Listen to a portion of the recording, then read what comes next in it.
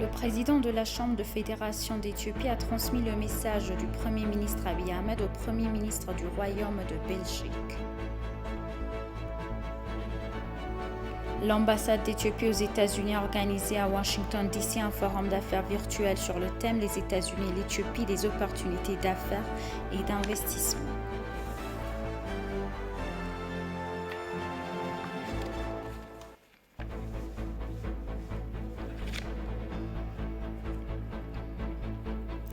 Bienvenue chers téléspectateurs, c'est Aline Teibaro avec le journal du 11 juin. Le président de la Chambre de la Fédération d'Éthiopie, Adam Farah, président de la Chambre de la Fédération de la République fédérale démocratique d'Éthiopie, a remis le message du Dr Abiy, le Premier ministre d'Éthiopie, à son Excellence Alexander De Croo, Premier ministre du Royaume de Belgique. Le message a été transmis par l'intermédiaire de l'honorable Thibaut Cécile, vice-président du Parlement fédéral du Royaume de Belgique. À l'occasion, l'honorable Adam Farah a informé le vice-président de la situation actuelle en Éthiopie, y compris l'effort de réforme en cours à la situation dans la région du Tigray, sur la préparation des prochaines élections nationales qui doivent avoir lieu le 21 juin 2021 et les négociations en cours sur le Grand Barrage. Les deux orateurs ont également échangé leurs points de vue sur les moyens d'améliorer les relations du parlementaire des deux pays.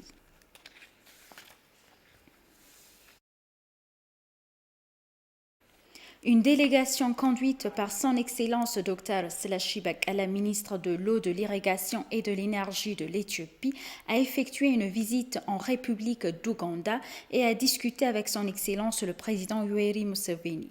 En délivrant le message de son Excellence le Premier ministre Dr Abiy Ahmed au président Museveni, le Dr Selashi a informé le président des questions clés en Éthiopie, notamment les prochaines élections générales, le Grand Barrage, les efforts humanitaires et de réhabilitation dans la région du Tigray et le différend frontalier éthio-soudanais. À l'issue de l'exposé, le président Museveni a exprimé sa solidarité avec l'Éthiopie sur tous les sujets de discussion.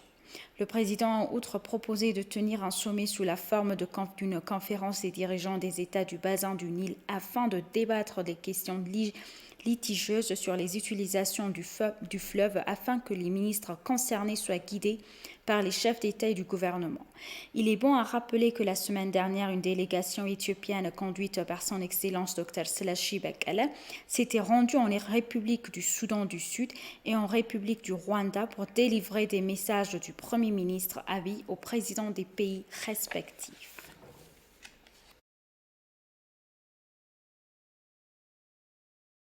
Le vice-premier ministre et ministre des Affaires étrangères d'Éthiopie, Dammaquah Mokonnin, a eu un entretien téléphonique avec Wang Yi, conseiller d'État et ministre des Affaires étrangères de la République populaire de Chine.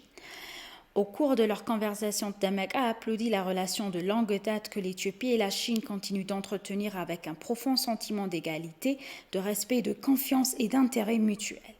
Appréciant le total de la Chine aux efforts de l'Éthiopie dans la lutte contre la pandémie de Covid-19, il a expliqué l'importance de produire le vaccin en Éthiopie et a demandé son soutien à la Chine à cet égard. Répondant à cette demande, Wang Yi a déclaré que le gouvernement chinois continuerait d'encourager les entreprises chinoises à expliquer davantage dans ce dossier. Parlant de la situation au Tigray, le vice-premier ministre Dammaquah a déclaré que le gouvernement faisait de son mieux pour réhabiliter les personnes déplacées, reconstruire les infrastructures détruites, faciliter le dialogue avec le public et apporter un soutien aux agriculteurs. À cet égard, le vice-premier ministre a déclaré que l'Éthiopie est convaincue que le peuple et le gouvernement chinois continueront de prendre note des efforts sincères de l'Éthiopie pour amener la région du Tigray à une vie normale. À la suite de l'exposé de Dammaquah sur la question Tigray, Wang Yi a apprécié les efforts du gouvernement éthiopien pour reconstruire la région et a réprimandé les tentatives d'ingérence dans les affaires intérieures du pays en utilisant les questions des droits de l'homme comme prétexte. La discussion entre les deux parties a également exporté sur les négociations trilatérales sur le Grand Barrage, où le vice-premier ministre a affirmé l'engagement de l'Éthiopie à trouver des solutions via les processus dirigés par l'UA, tandis que M. Wang Yi a exprimé la disposition de son pays à soutenir les résolutions à l'amiable. La conversation entre les deux parties s'est terminée par l'exposé de M. Dammaquah sur la préparation de l'Éthiopie à la tenue d'élections générales libres et transparentes où le ministre chinois des Affaires étrangères a exprimé sa confiance et ses vœux de réussite.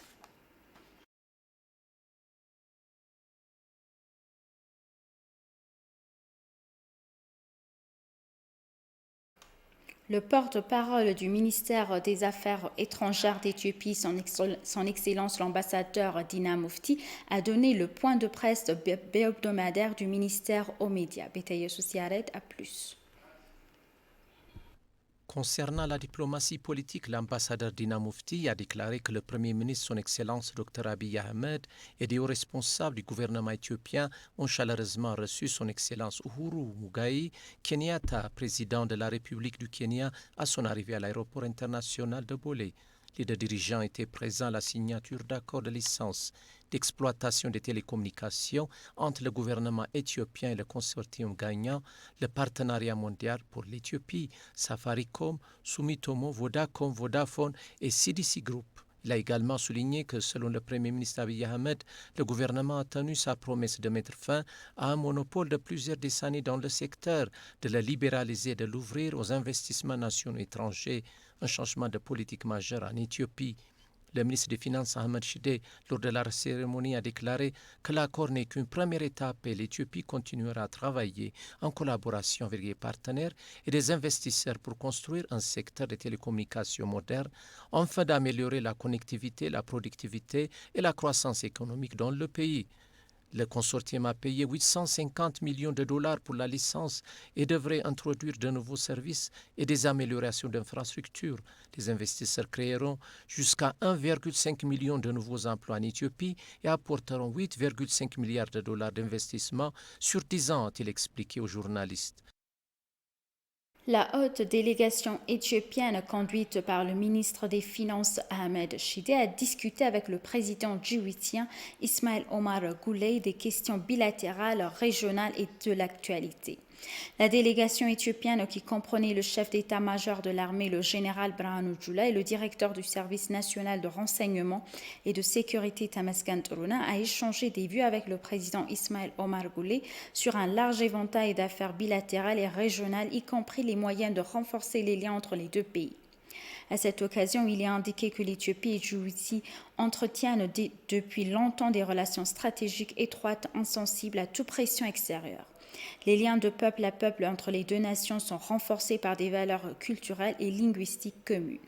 La délégation a informé le président des derniers développements en Éthiopie, notamment des mesures prises pour préserver la paix, la stabilité et l'ordre public. La délégation a expliqué les activités humanitaires en cours au Tigray et a déclaré au président que les écoles ont repris à Mekelle et que les travaux agricoles sont bien avancés dans la région. Le président Ismail Omar Guelleh, pour sa part, a déclaré que le lien entre l'Éthiopie et le Djibouti était solide et imperméable à toute pression extérieure.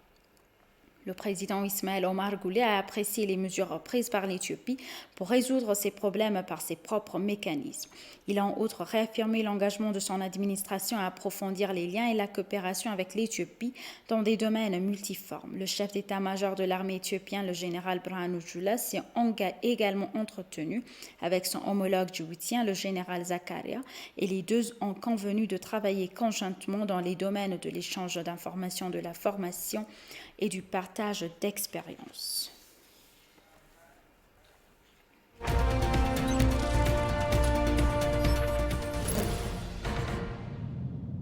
Le premier tour du projet d'électrification réalisé dans la ville de Mekelle, dans la région du Tigray, d'un coût de 405 millions de birr au profit de plus de 25 000 ménages dans 19 nouvelles agglomérations, a été inauguré.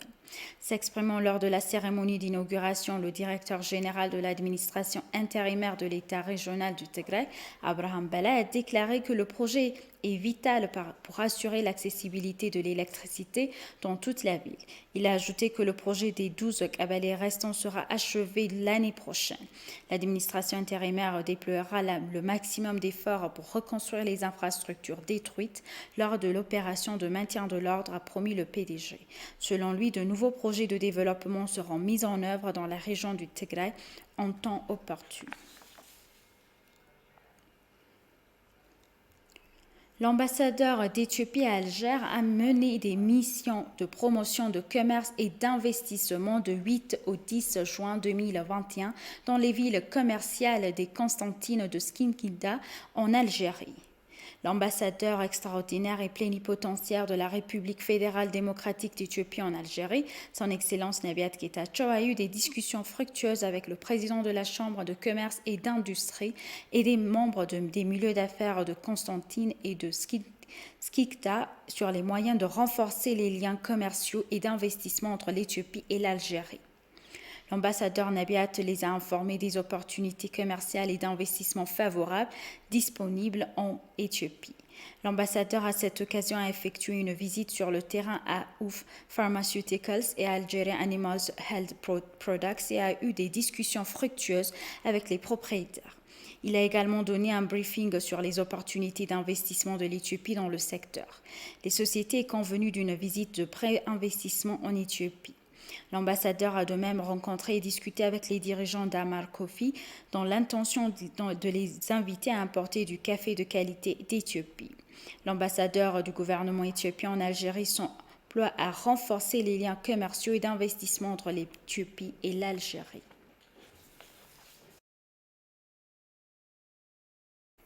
Et pour conclure le journal, l'ambassade d'Éthiopie à Washington, D.C. a organisé un forum d'affaires virtuel sur le thème « Les États-Unis et l'Éthiopie des opportunités d'affaires et d'investissement ».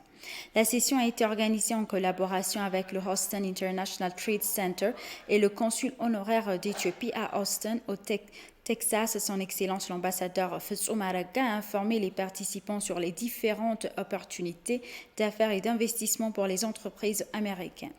Il a particulièrement mentionné les vastes mesures de réforme et de libéralisation économique de l'Éthiopie, l'initiative historique de libéralisation des télécommunications et le plan de développement national sur 10 ans qui a été récemment adopté. L'ambassadeur Fetsum a également parlé des nombreuses opportunités d'investissement disponibles pour les entreprises américaines dans divers secteurs en Éthiopie tels que l'agriculture, la fabrication, le développement du tourisme, les TIC, l'énergie de l'exploitation minière. Il a également affirmé l'engagement indéfectible des gouvernements à soutenir le secteur privé. L'ambassadeur Fetsum a expliqué les efforts globaux entrepris par le gouvernement éthiopien pour résoudre les problèmes humanitaires et de sécurité au Tigray et dans d'autres parties du pays. L'ancien secrétaire d'État adjoint américain aux affaires africaines Tibor Nagy s'est pour sa part déclaré Éthio-optimiste et a exprimé l'importance de renforcer les relations économiques entre l'Éthiopie et les États-Unis. Il a également mentionné sa forte confiance dans le fait que l'Éthiopie sortira les défis actuels et continuera d'être un allié économique et sécuritaire clé des États-Unis. Son Excellence l'ambassadeur Fetsum a répondu aux questions posées par les participants du programme. Il a également remercié M. Gazain Kabada, consul honoraire d'Éthiopie à Austin, Texas, et d'autres qui ont contribué au succès de l'événement.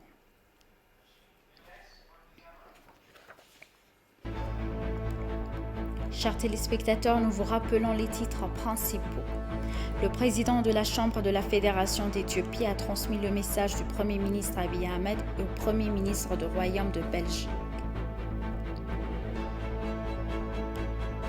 L'ambassade d'Éthiopie aux États-Unis a organisé à Washington, D.C. un forum d'affaires virtuel sur le thème « Les États-Unis et l'Éthiopie des opportunités d'affaires et d'investissement ». Merci, chers téléspectateurs. C'est la fin du journal. C'était Aline Taibaro avec le journal. Restez avec nous avec le reste des programmes. Bonne journée.